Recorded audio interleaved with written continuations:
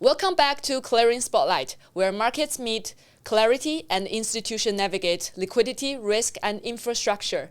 Today, we're excited to have this meaningful conversation with CJ Fong. Welcome, CJ. Thank you for having me. Hey, how are you today? It's great. It's good to be back in Hong Kong. Good to have you back. Thank you. So before we start, can you give us a little bit intro about yourself and the GSR? Of course. So my name is CJ. I am the General Manager for APAC for GSR. GSR is one of the oldest and most regulated market makers in the space. We've been around since 2013. As for myself, my journey into crypto began in 2017. I actually began my career in Hong Kong in 2007, 2008. I used to be in the Morgan Stanley trading floor in multi-asset derivative structuring before moving to their private bank to run some of the derivative desks and followed by Nomura Private Bank. GSR, if you were to pinpoint what we do, is we are the capital markets partner for a lot of the crypto ecosystem. We have the ability to work with not only token projects, but also exchanges, high net worth institutions as an access point, as a gateway into this space. I also want to congratulations on the GSR. You recently got the best market makers, right? Several awards, and I think one is at Spark conference by Fireblocks. Yes. Another one is at the Digital Commonwealth. So I'm sure that's a very exciting news for the firm. And I heard that recently you also got a lot of license. I mean, look, getting an award is always a very positive thing, right? The most successful license that we've actually looked at was actually the MAS. We're one of the only regulated full-on market makers in the space. Within GSR, we actually managed to regulate the entire business with the MAS. That is no small feat, and it took years to get to where we are. With regards to other areas of regulation, we are looking very strongly at Europe within the UK and the FCA. We are also looking at Switzerland. And recently, we actually acquired a broker-dealer within the US as well. I think GSR have been working in the space for quite a long time, especially on the liquidity side of things. When you're quoting the price across different instruments from your desk, what is the biggest shift in how institutions are demanding on the liquidity side of things in this year, 2025, especially when Bitcoin, the price going up a lot, the whole market cap in the space hitting nearly your 4 trillion. Yeah. So what's your insights on that? I think 2025, what it really marked, and the right terminology in my mind, is the institutionalization of crypto. We saw a lot more participants coming into the space who were a lot more institutional in nature. What we have noticed is two things have happened. There's been some form of recovery and readjustment since the days of FTX. What's now happened is this year, there's a lot more focus on things like counterparty credit risk, which is obviously part of the reason why LTP remains a strong partner for us. Alongside that as well, we have also seen the re-emergence of smaller trading shops. Whilst this year is the year of institutionalization, I think next year will be the year of regulation in this space. I think a lot more trading shops are going to have to understand there's a certain set of rules you have to play by, and we are seeing this bit by bit. I think what I've noticed very differently this year is the ecosystems, the general public, those who are within Web3, actually finally understand the difference between a good market maker and a bad market maker. That's interesting to hear. So as a top market maker, when you're talking to the traditional players, what are the 3 things that they are looking from you? When anybody who is not a market maker talks to a market maker, what are you really looking for, right? As a proper market maker, our job is actually almost like an infrastructural pillar. Our job is to facilitate. Yes, making money is everybody's ballgame, but there is a right way to make money where you play the long game, where you do the right thing to help an ecosystem grow. The 3 things that we always talk about, one is uptime. Uptime is crucial as a market maker. Our job is to be in the books as much as possible. The second thing as well is a comparison of maker versus taker orders. We're not meant to be takers. Our job is to provide a base layer for your ecosystem, your users to trade with us. What that actually does, and the way you can liken that as an analogy, is it's almost like sharks and goldfish trading. You don't want the shark trading with the goldfish. It is the goldfish who are approaching the sharks. And the last thing as well is market neutrality. A market maker should never have a lopsided book. The only reason why there is any form of taking is to close off arbitrage. If a market maker, for instance, has more bids than offers or more offers than bids, that is skewing the market. That is actually causing a directional shift in price. That is actually manipulation. Yeah, a lot of people, they don't understand how important the market maker is, but they heard a lot of bad news, coming from the market maker side. Oh, they are manipulating the market and Correct. stuff like that. But market maker actually play a very, very essential roles in all the market structure.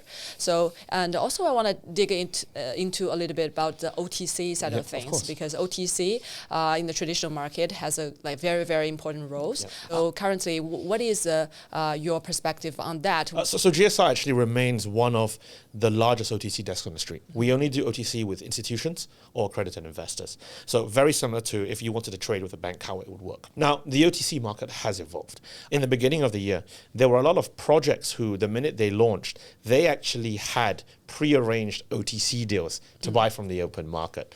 Proper OTC is the ability for, if let's say yourself wanted to come and buy a large chunk of an underlying, and let's say you're worried that if you were to place it in the open market, people could either front run your trade or people could actually skew the books too much, you would come to us and say, look, because of our expertise and plugged in liquidity, you would want us to be able to help you accumulate that. Same thing for buying and selling. We're also seeing a lot more financial institutions look at the space. So what we are seeing on our side is a lot more financial institutions, family offices come to GSR and say, look, we need you to sit in the middle. We need to trade with you and you access liquidity on the other side. So we do think the OTC market is going to continue to develop and evolve. If anything, I think we are going to see a larger shift from pure spot to more in the volatility and option spaces. Yeah, talking about the venue, right? So earlier, a lot of trading happened on the SEX, but recently, of course, we're talking about Hyperliquid, Lighter, and Aster, right? So they are building their system more user friendly. Earlier, the biggest area is the entry barrier for the DEX because it's hard to use. Do you think the SEX will take more volumes? Well, this is a bit of a loaded question. So I want to be very careful how I answer this. But to give you context, I was around when DeFi Summer first happened. And I saw the evolution. I think because of my background, I'm a very firm believer that the concept of KYC and AML exists for a reason. It is actually a form of protection. Their mindset is, oh my God, especially in Web3, we're like, so much more work. Why do I want to do this? What that process of KYC is trying to do is make sure that you are suitable to be able to trade. Now, there's a different journey if you were to compare all the three names you actually mentioned. Hyperliquid, I think they've done a phenomenal job, right? They are the gold standard in terms of the ease of someone being able to connect and use it. However, Hyperliquid was also born out of the fact that at that point in time, US users didn't have access to perpetuals, and that was the biggest market for them. I think that in itself is probably not the right direction. I think there is an element within DeFi and DEXs where there is value, to be fair. DEXs now, the efficiency of trading, the matching engines are amazing. We've come leaps and bounds. But I think there is still a world where KYC and AML, even on venues like this, should exist. And the reason why is, we saw it. Let's use Hyperliquid as an example. There were many instances last year where everybody thought it was decentralized, but there were instances where somebody seemed to step in with a big red button and reset it when they needed to do it. I think that's problematic. Now, having said that, I think there will be a couple more DEXs we see come up, especially in the perpetual side. I think spot DEXs are not as popular right now. Perps tend to be more interesting for a lot of people because you can play leverage at the end of the day. Aster obviously is a big one that's come out of the woodwork, and I think it's got very, very strong backing. Lighter is one that a lot of people I'm hearing talk about it as well. But to give you context, during Token 2049 recently in Singapore, I think through our offices in Singapore, we had at least another 5 to 10 different perp DEX projects waltzing through our doors. So you kind of feel like there is going to be some consolidation. I don't think there is that much to go around. And to be fair, why we're seeing such large volumes trade is a lot of these DEXs do point systems, right? Everybody wants the token drop. And I think that is not a sustainable model. So I'm curious to see how it evolves. I see. So talk about the SEX side of things. We have a lot of crypto native exchanges, and there is more traditional players coming to the space, and they are building crypto exchanges. So what is your perspective on that? Because people talk a lot, oh, they don't have retail users, but in their defense, they were saying that they actually building a more sustainable model to protect the traders and stuff, especially recently we see the ADL. So what's your insights on that? I am full support for this. I think one mistake a lot of people make is we keep assuming that Web3 and Web 2 must perfectly intertwine. And that's not going to be the case. We're not going to see that. And the reason why is they're going to run in parallel. I think there is a world where you have both regulated and unregulated for different users, right? And eventually, interestingly, you use the right term, and I actually agree with this term, institutionalization of the trading. I think what you want to see is more of the institutions move to the regulated venue. And I think that's crucial. I think, and yes, to your point exactly, the October incident, the ADL, that was a massive awakening with how immature the market remains. As institutional players, we're looking at it and we're like, we can't believe this has happened. The uproar amongst the trading shops here is out of this world, right? So I do think it's right. And the one reason why I think this is a very good sign is the people who are putting together institutional style venues, regulated venues, they're experienced in it. And what they are going to build are the right platforms for other institutions who are currently not in the space to come in. This creates a very deep pool of liquidity for the underlying assets themselves. Do we think we're going to see a regulated venue have 300 tokens? No. But are they going to probably have the top 20 and see great liquidity? Yes. Speaking of innovation, right? So they are one of the most relevant topics. I think you are also involved in that a lot. Is digital dollar, stable coin, and also the RWAs. And there are a lot of incentives I think happening, trying to do stable Singapore dollars. Yes. So how do you think of the role of stable coin currently play in the institutional side of things? Stablecoins are a very interesting thing. The only practical, actual, actionable, and successful case of an RWA right now are stablecoins. Now, what do they actually do? Well, stablecoins, if anything, are a medium of transfer. That's what they really do. People are buying it because it allows me to switch between digital assets. It is a holding pattern, right? Let's say you have a stock portfolio and eventually you probably want to buy some jewelry, right? Because you think the price of diamonds is going to go up. What do? Well, you sell your stock for dollars. You hold it. When the time is right, you will then use it to purchase that jewelry. That is what the stablecoins does. And we have to understand the reason why it's important is just the nature of Web3 digital assets are trading in the digital sphere. What I am happy about is globally, regulators are now looking at it and saying, fine, we acknowledge stablecoins, let's work with that thing. Now, for Singapore specifically, interestingly enough, the new wave of announcements is not the first actually. The first Sing dollar stablecoin was XSGD. This was way back in, I think, 2021, 2022. The problem you have for some of this is this. Why would I move into a Sing dollar stablecoin when most of my assets and the deepest liquidity is paid against the dollar? Well, and let's use an example. I would take Sing dollar stablecoin, whichever one it is. I would then actually have to convert it to Tether to buy what I want to buy. Just like right now, if you wanted to buy the biggest collection of bonds and stocks in the world, you would have to be in US dollars. So you would take Hong Kong dollars, you would do an FX transaction, and you would do it. It means that when you look at individual country stable coins, we have to size the market appropriately. It needs a collective, concerted effort. But I do see the value because it is the next natural wave to almost digitize and bring people into the space. That's interesting insights. So what is the risk you see currently, let's say US dollar stablecoin, right? It's concentrated on few players. What do you think? What is the pros and cons for this, and what is the future developments going to be? I think, okay, so this is an interesting one, right? Yes, we have seen more stablecoins being issued. Let's use dollars as the main line of track of thought here. The fact of the matter is, outside of Tether and USDC, none of them really come close to the ability to trade, the frequency, the just exposure they have. However, they are all coming with their own advantages, right? Some of them come in because they're yield-bearing stablecoins. This is actually really useful. For a trading shop, yield-bearing stablecoins is phenomenal. So you would have US dollar equiv digital for something, for something. But I still think the two biggest winners will be Tether and Circle. I see.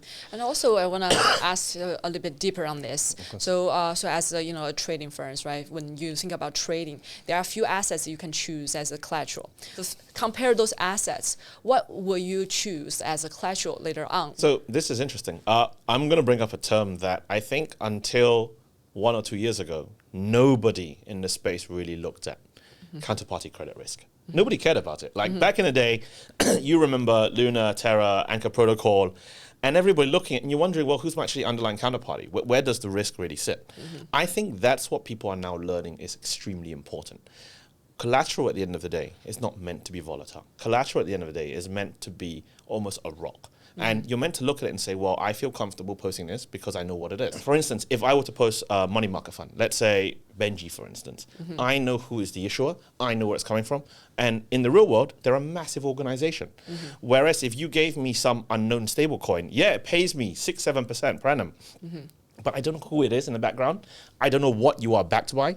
That becomes quite terrifying. Okay, that's interesting. From the security and regulation perspective, so what is the method you normally do will like protect the asset and for the risk control side of things, like how many resources you put on that? No, you're absolutely spot on. Interestingly enough, when we got our license with the MAS, they didn't ask us about how much money are you making, what's the size of your balance sheet.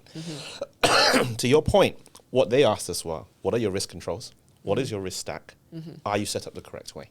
And I think kudos to the founders of GSR and our senior leadership.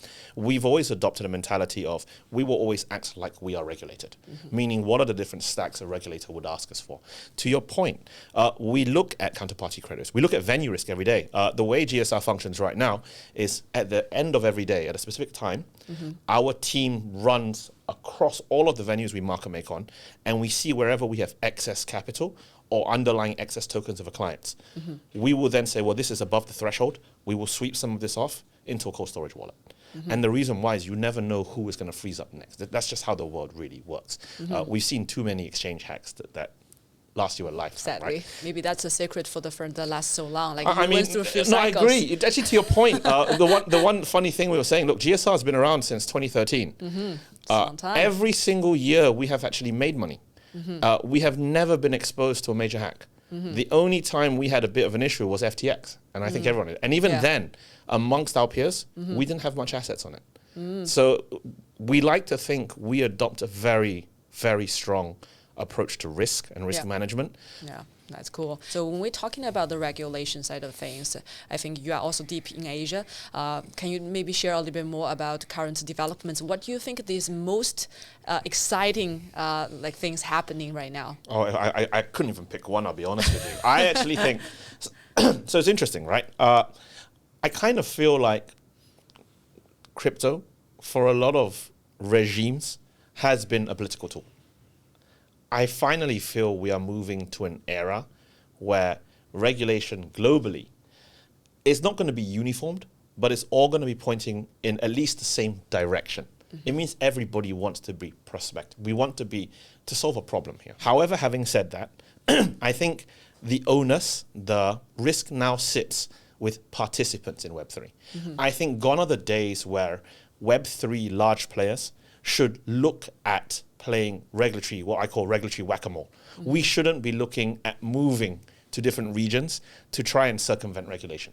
If anything, right now, the way the world is moving, we should be embracing it and understanding that each country will be very different. It's the way we do it in GSR. For GSR, for instance, let's use APAC as an example. The way we engage with the MAS, the way we have engaged with the SFC in Hong Kong, the way we're looking at Japan, Korea, all the other countries, we treat them very individualistic to understand what are their pain points. And I think in that regards, we've seen monumental shifts, the Genius Act, the focus of all of this. I think it's just been a really, really positive situation. And the other region that's actually getting quite exciting is the Middle East. VARA finally has come together. You have ADGM, you have all of these guys, literal guys coming together and saying, look, this is the framework we are going to adopt. I think this is crucial. Yeah, that's interesting. And also for the like, you have mentioned a lot about institutional coming in and you also yourself coming from a very traditional finance background, and we are seeing in our industry there are more assets coming in, just like we talk about crypto native assets, traditional tokenized assets. From your perspective as a firm or the providing liquidity side of things, how do you think about the current like multi-asset management? Like what is the future plan for the firm? Okay, so I mean, I'm going to break it down to two things, right? So it was interesting. Recently, we had a management call about RWAs. And I think RWAs are probably the one thing that everybody's looking at right now. I'm going to come out, and it's not cynical, but rather it's just realistic. Yes, there are billions of dollars that we can tokenize in the RWA asset space, but do we actually need to? Probably not. I think what we are seeing now in RWAs is actually more positive for traditional finance than it is a beneficiary of Web3. And I say this because if we talk about the concept of tokenized money market funds, tokenize any form of public security right now, the biggest beneficiary are actually the banks. Do I fully agree right now that we should be looking at 24/7 stock trading? Probably not. Part of the reason is there are a lot of hurdles that we haven't figured out yet. But what I am really excited about now in the space is right now we are asking the tough questions. However, I want to preach caution here. We are at the very beginning of this part of the business. I think before RWAs become completely liquid, tradable, and all-encompassing, it's going to take a while. Yeah. Right now, it's about proof of concept. Right now, it's trying to figure out what don't we know when we go down this pathway. Yeah. And I think that's what makes it really exciting. Yeah, I want to follow up on that. So you mentioned, a lot of DEXs are coming to you, providing liquidity to them, and also a lot of stablecoin project must come to you, talk a lot. So when you're talking to them, what is the 3 questions you want to ask them, and so you can understand their future plan and decide who's going to be your partner? Oh, that's the $1 million question. I may ask very different questions from what people expect, actually. No, but to be fair, what I always ask them is a very practical question. Who's your client base? Who are you focused on in the market? In Web3, right, we are amazing at technical innovation. The speed with which perp DEXs have come out, the speed with which we have improved the underlying product. But the problem then is I ask you as well, who asked you to improve it in the first place? And I think the problem we have, and I was a structurer, so I can say this. I know what it's like. Structurers in banks are really good at one thing. We are really good at coming up with products that people don't really want. It's what you call the product push lifecycle, right? Your aim is to push product. But on the other side, you have to say, well, who's actually going to use it? And I think, I say this to a lot of founders, when you come up with a product, in your mind, you're like, I'm solving this problem. But a lot of the time, it's I'm solving this problem because it's a problem I face. But it's not about what you face, it's what the general public face. So I implore a lot of founders to say, okay, who is your niche market you are targeting? Because if you can't even gain traction with them, how are you going to scale your business? It's a very simple thing. I think people forget in Web3, you are still building a business. Oh, I like that insight. Take notes. Yeah, hopefully people learn about it. It's important. Then we won't see another 1,000 token projects. Yeah, I believe that.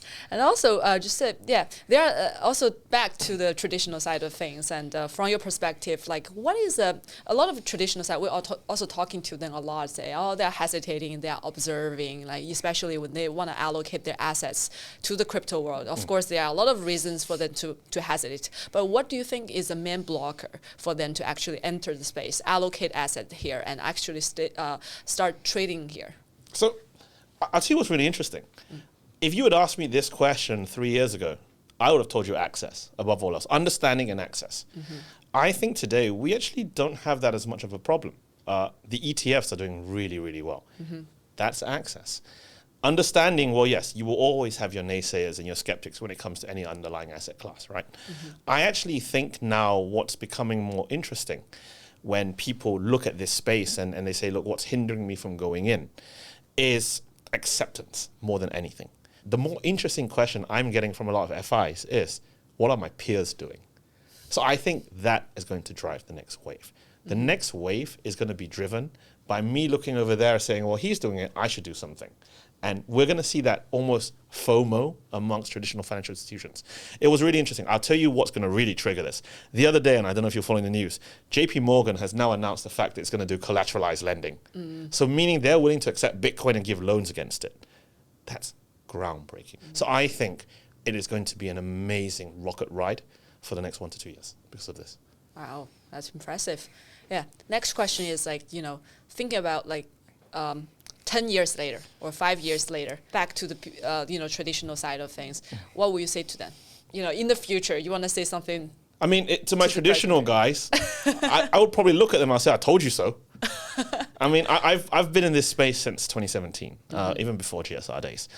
And people always wondered why I wanted to do it. And I was like, sometimes in life, you get an opportunity, and it's an opportunity to be part of something, to see it grow from this to this. I mean, how many of us can really say we saw an asset come out of nowhere, become a proper asset class, accepted by some of the largest financial institutions? I told you so. You should have joined us and figured it out. And I think we're in for a really special ride. Thank you so much for joining us today. This has been an incredible, insightful conversation. And to everyone watching or listening, thank you for being part of this conversation. If you enjoyed this podcast, be sure to follow us and share it with your network. We have got more thought-provoking discussion come on the way. As always, it's great to shine a light on new ideas. Whenever the markets move, we will be here keeping things clear. Until next time on Clearing Spotlight.